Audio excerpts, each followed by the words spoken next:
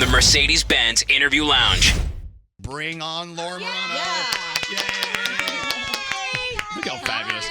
Look, we matched today. We're doing red and black. I brought pastries. You did. Because I'm Italian and Nate's holding them. Thank you. We're playing Italian music. Whoa. Yes, I know. I feel very Italian today. I'm like, Delilios. Hey, Delio. My Uncle Vinny brought them. Like Uncle Vinny. Yes. I have a cousin Vinny. It's a whole thing.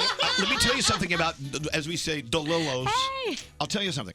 Our great friend, we have a good friend who, her family, Yeah, Danielle DeLillo, they used to own DeLillos. Yeah. And now your family members own it. So now it's like we're all related. Okay, well, so my family members don't own it, but it's just like it's the big like bakery in the Bronx. So Yeah. it's just like it's.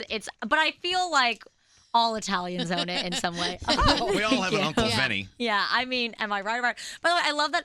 I keep saying that I just came back from Italy. Guys, it was in July. And so I keep say saying that something. I just moved into like my own place, but I moved there in January. So Yeah, it's been about a like, year. it's I'm calendar year. yeah, totally right. It's Hey, still just. look, Laura Marano, by the way, has had so much going on. I don't even know where to begin. As we know, she went to Italy. Yeah. And she just got a new place. She got a new place. Yes, and she just brought us happened. she brought us pastries from the Yeah. Bronx. You know, Scary, get your eye off the pastries. Let me tell you, these pastries got dropped off right before you came.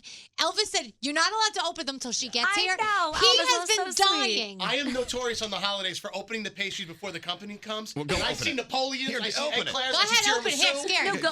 I want you to do the honors. Open it. His Seriously. hands have been Laura- shaking. Laura Marano, she's freaking out over she's there. already rehearsing. She's rehearsing for one day being an Italian grandma. Yeah, I'm very, very excited about Making it. sure everyone eats. I mean, it's kind of just my life now. Oh my Hey, God. so you know, look, Laura, Alex says hi, by the way. Yes, Alex. Laura's our little sister. Hey, I've been watching you. I've been watching you on the Insta, Oh, stop it. and I love how you've taken all of us fans along for the ride as you've released me. Yes. And yes. I mean, you've been really busy. This is it's an exciting time for you. Talk about it. It's so exciting. So basically, I just released me last Friday. I released the video on Monday. The video's great, by the way. Thank you very much. Yeah, you can watch it on my YouTube page. You can stream the song. This is the first single off my new project and that I'm releasing independently, which is terrifying. Well, but let's talk so about excited. that. Okay, Yeah. let's talk about that.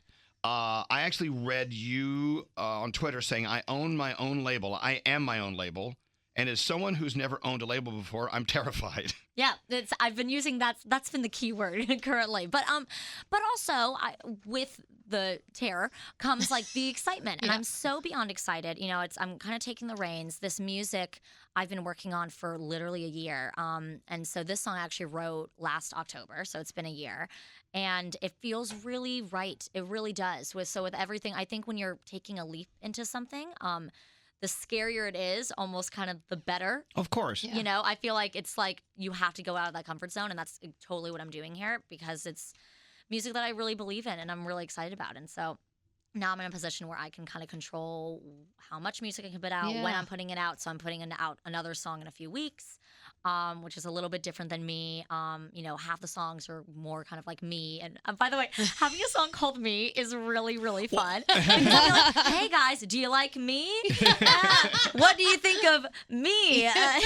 Setting it up for all kinds of compliments. It's a little Totally. self-centered. Yeah, it's definitely, it has a narcissistic aspect to Well, it for sure. Let's talk about the fact that you're doing your independent thing, and more artists are doing this. By Yeah. the way, they want to bypass the BS that you can have to Yeah. deal with and companies. you get to control yourself. You do everything You do. you want to do. For sure. And, you know, there's amazing pros that come with it. And of course, you know, like there is the security blanket of being under a label where it's obviously the big one is financial and like money, obviously. And so that one's a little bit scary because you're in charge of your own promotion and you're in charge of your own plan. And that takes obviously planning and finances. Yeah. So that aspect is a little scary. But there is kind of the exciting part of like we can go, you know, and think really outside the box and we can kind of bypass any sort of, you know, typical, you know, hierarchy that you had to go through before. Well, yeah. I mean, it's a machine. I mean, I know working for iHeart, it's a machine. That's why Yeah. we're taking our show independent. Oh. We're announcing it right By the here. way, I'm announcing it right now. They don't know that. Hey, so I want you to meet the newest member of our show. This is Gandhi. Gandhi, Hello, yes. darling. How are you? You two remind me of each other a lot. Oh, Yes. do we? You have the same energy level. You're about the same height. Right? Okay, wait. What are you? 5'1". 5'2" on a good day. So Has me by an inch. Now I'm insecure. So we were talking earlier about the label, your label. Yes. It's called Flip Phone Records. And your question. Do you really have a flip phone? In 2018, did you not get a smartphone? No, so I literally have a flip phone. So it's What literally is this? what I text Elvis on is my flip phone. You still do? So yes. where you So I have to an hit iPad. the 2-3 times for it to be a C? No. Okay. It's T9. Okay, guys, it's very exhilarating. so predictive guess is the texting. word for Well, you. I know, but G9 used to be cutting edge like 15 years ago. Yeah. It's Right. very cutting edge now. I It just still feel is. like if something goes wrong with your phone and you bring it in for them to fix it, they're going to look at it and go, yeah, we can't help you. It's basically a fossil, your flip phone. It is. I gotta say, I got it recently. This specific flip phone, I got like 2 years ago. AT&T gave it to me because they were shutting down 2G devices, and my other flip phone was a 2G, and so this is a 3G flip phone. Oh It's my very God. I'm making strides. Okay, look, this is the latest text message chain I have with Laura. You can't see any mistakes. It comes out perfectly. But it's just all green. I mean, how long did it take for you to? Type that one. Okay, the last message she said to me was, "You are seriously the best. I love you so much, and I can't wait to see you." No mistakes. Now, how long does it take to type that on your T9 flip It's phone? a very classic phone. It doesn't take too long. Okay, so the biggest issue with the flip phone and texting is not the texting aspect. It's the my messages get filled up, and so it'll Because be it like has no memory. it has like no memory, and so constantly it's like you can't receive text messages right now because your text messages are full. So then I have to delete them. So I literally if I don't ever respond, this is for anyone who's listening who has my number who's like, you're a jerk. It's not me. I swear. It's She has no memory. No, my wait, is there a phone. reason why you won't get like an iPhone? Like, you know. Okay, so I will say there is an aspect a little bit at this point of stubbornness, of a little bit like, well, I haven't changed. Why should I change now? Which It's is terrible. so hipster of I you. know, but I'm not even trying to be hipster. I feel She's like just it's more being like her. Italian grandma. Okay. But it's really nice to disconnect. What about a camera though? Okay, so that actually is a big thing because my iPad takes terrible cameras or terrible photos. It's like a really bad By the way, camera. I love holding up a huge iPad Yes. to take a photo. I It laugh is- so hard when I see it. I'm like, yes, you and your computer screen. It is a little like I went to my first and only time going to Coachella. I had to do like some sort of takeover, and I'm literally like at Coachella with a mini iPad filming like an Oh, boy. act, and literally the person behind me was like, "Are you serious?" And I'm like, "I'm so sorry." Like, You're like obstructing all the Yeah, views. I was trying to be small, but it was really Laura, bad. Laura. By the way, for just turning us on, Laura Marano is here. We're about to play her new single, Me, for you. Now, hold on a second. Talk to me. You have been doing some film work too. Yes, I have. So you actually, okay, let's talk about The Stand-In with Yes. Noah Centineo. He's awesome. Funny enough, I worked with him years ago. He was my first love interest on Austin Alley. Really? He played Wow. Dallas, the cell phone Yeah. accessory You're car right, so guy. come here. Because look, Get let me tell over you, here. you were working in a hive of Noah Centineo fans. Oh. Of course, I'm a fan for all the wrong reasons. Look, He cute. her first love interest in Austin Alley. Austin Alley was Noah. Austin. Oh yes, I remember with his straight hair. Yeah. So Yuritsa wants to know if she can touch the hand of yours that touched Noah. Which one? Oh. So lucky. I'm gonna touch them both. She just rubbed it in. Guys, he's even lovelier than you think he would be. He really is. Like, Good thing, seriously. good thing, because he's not very attractive. Yeah, Yuritsa, Right. let go of her now. I know. By the Yuritsa. way, I was like, Sorry, we were having a you know, like, moment. totally. Camila Mendez is also in that movie, and she's fantastic. It was really, really fun. An awesome, a New Yorker named Odysseus, which is like the best name ever. He's in the film. He's from Brooklyn. So it was like the best kind of group of people. It's very To All the Boys I Loved Before-esque. Okay. So Oh, yeah. I'm really Which- excited. th- I love that. That storyline is so perfect right Yeah, now. it's a little bit kind of really similar to it. It's the same people, it's the same producers who did the movie. So it's they like, ripped off the other movie. It's based on another book. It's no. like it's like the book's kind of similar. It's really, really fun. It was like a really fun movie. I filmed in New Orleans last March.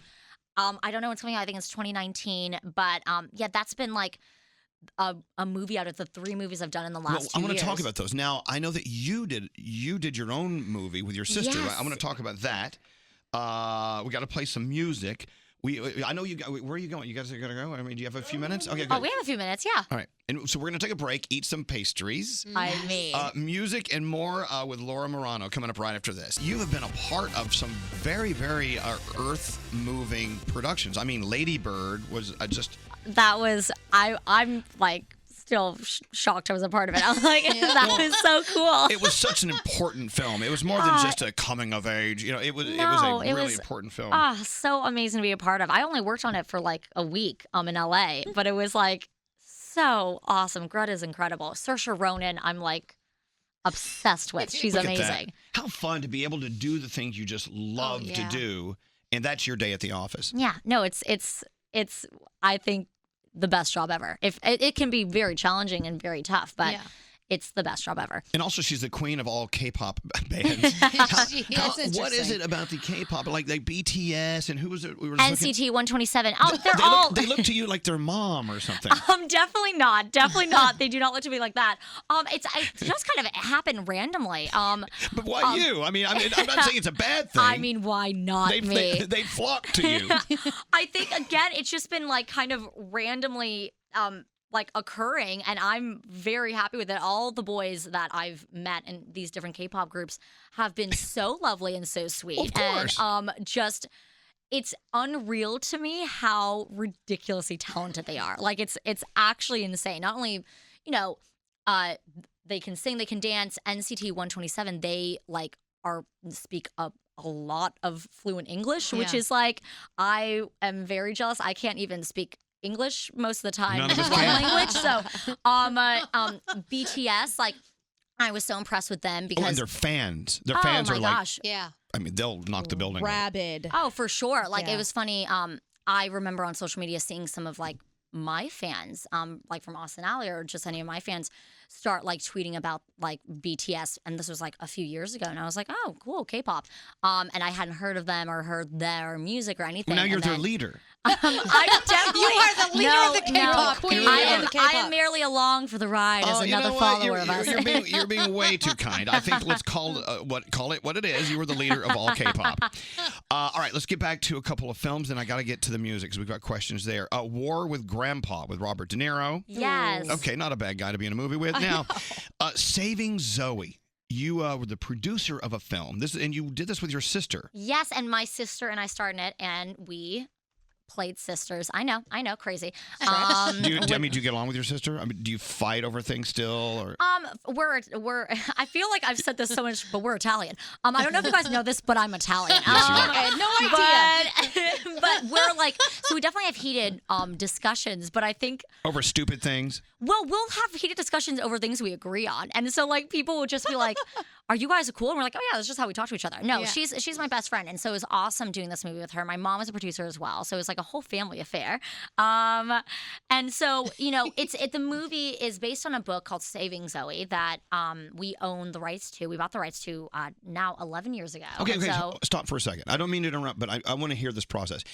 Let's say you find a book you really love, and you when you're reading it, while you're reading it, you keep saying to yourself, "This should be a film. I'm going to buy this book." Yeah. And Okay, so that's basically how that works. let me tell you the journey. So I was 11. My sister was 11 plus 3, 14. And and my mom and my sister had just come from a movie that my sister was filming. And it was kind of a hectic time in our life on the acting side. And so my mom was a little bit like, she's been in the entertainment industry on the acting, film, and television side for a while. And she's like, we should like take things in our own hands. Like, she optioned a book like years and years ago. She's like, we should option a book. And so she literally just went to like a Barnes and Nobles and got like a bunch of teen books that had teenage girls on the cover, and she gave them to me because I was the reader, and she's Here. like, "Read, tell me what you like." Wait, what do you like? We'll make a film. I know, it'll be a star. And then what's for dinner? I mean, this is Totally. is this the kind of conversations you had in a showbiz house? It's so funny because it's like my mom is this just like boss of a businesswoman, and then my dad is this amazing Italian professor that has like no like foot into the entertainment industry. So it was really cool having kind of like these two opposite mindsets. And our house had very weird conversations. It's a good setup. Totally. It was kind of the best. I don't know Italian. It's fine. But basically I read Saving Zoe and I thought it was a really special book. And so I gave my mom, gave it to her to read and she read it and she was like, I think this is really special. And we gave it to Vanessa and Vanessa doesn't love reading. She loves plays, but she doesn't love reading books. And so we gave it to her and she's like, she even loved it. So we met with the author. I'm not getting the rights. The author is just, Allison is incredible. She's so lovely. And how weird is this? Vanessa, the author wrote the book, even though it has nothing to do with this. But while her husband was going through chemo, he survived. He's alive to this day. Right. But while she was writing it, they would be watching Gilmore Girls while he was also like going through chemo. And my sister was on that season of Gilmore Girls while she was watching it. So she literally was seeing my sister's face as she was reading the One of book. those or writing the weird, book. those weird Wow. stories of the universe. Yes. Where and- the connections are made and we can't really explain it. Exactly. I love that. And so finally last year we got the chance to make it. We just sold it a few weeks ago, so it's going to be coming out kind of June to September 2019. We teamed up with this amazing organization. So it's kind of darker material, but the organization we teamed up with Is there a murder? It literally takes place after the older sister's been murdered. Oh, we love a good murder. And the younger not really, sister, but- I know that was so. You were so excited about murder. Love murder. Murder. figure it You're gonna out. be a star. But like so the younger sister finds her older sister's diary and realizes her sister's not the person she thought she was. But you're giving it all away. Stop it. No, trust me, I am not giving it away. Danielle spoils every That's not my friggin' parents. show. Yeah, Side note, that is literally my parents, and they never think they're spoiling anything. And like they'll be like, oh, "We're not saying anything," and they'll be like, "Remember when so and so died?" I'm like, "Guys, I haven't seen it yet." But yeah, we teamed up with Equality Now. That they are the ones who connected us with the Gloria Steinem play last night. We just started working with them, and they're an amazing organization. When you see the movie, it's really hard not to spoil it and to say why we're connected. Stop. When you see the movie, you'll realize why we're connected with Okay. their organization. I mean, I'll turn your microphone right off. She's gonna ruin the By the way, film. you're so like me. I get so upset when people I are know. saying. I know, because we are a family of binge watchers here. We all watched Ozark and this and that. And if one person walks in and goes, "Oh my God, last night, episode 4, when the chocolate bar was melting in the pocket," we're like, "Shut up!" I get the outraged. worst. Outraged. And to be on the against air, law. what do we have to say on the air? We have to say, we're going to spoil this for you. Spoiler alert. She's the worst. We'll give you a couple of seconds to turn turn your off. radio down. But I will tell you, Laura, it's kind of funny. We walked in one day. I mean, this is. How many years ago did Titanic come out? Oh, I mean, my God. 20? Someone actually said something about the ship sinking, and people started complaining. I haven't seen it.